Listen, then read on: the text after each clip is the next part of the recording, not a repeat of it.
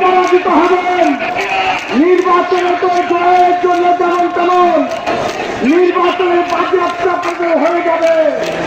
আর সেই পরিকল্পনার বাস্তবায়ন করে আপনারা হাঙ্কি পাঙ্কি করবেন আর নির্বাচন বাঞ্চাল করবেন। বাংলাদেশের মানুষ মানবে না। সংগ্রামী জনতা স্পষ্ট বলতে চাই,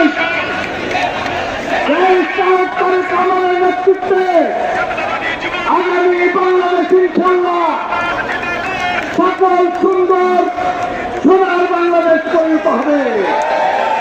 সেই জন্য আপনাদের কাছে অনুরোধ আহ্বান, সকল ষড়যন্ত্র মোকাবেলা করে আগামী নির্বাচন পর্যন্ত ধৈর্যশীল হয়ে তাদের কাজ দিয়ে সকল মতের ভুলে দিয়ে আসুন আমরা আগামী নির্বাচনে নিজের মহামারীকে তাদের শীতে জয়যুক্ত করতে চাই।